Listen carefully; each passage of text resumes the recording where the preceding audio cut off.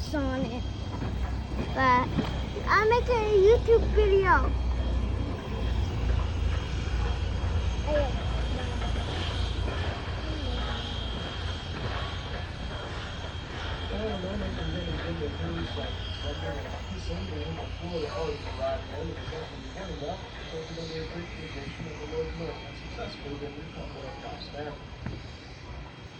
The sound you'll be hearing is the sound of air coming through the car.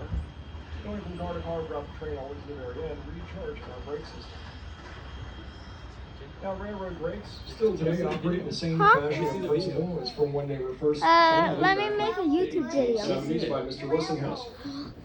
Prior to the air brake on the No, let train, me make a YouTube train crews video. were responsible for going car to car and either like setting I or can show you releasing next. handbrakes to control That's the a- braking efforts of the train as it went down the line.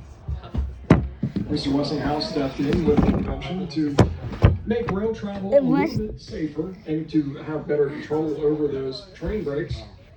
And that's where the air train brake was first incorporated to the railroads.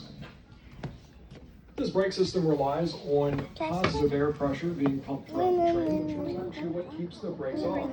The system was designed as a fail-safe. To in the event of the loss of air, the brakes would immediately be applied. Now, today what we do is Don't we drop have it on several my different hair. brake tests that we do. One that we will be doing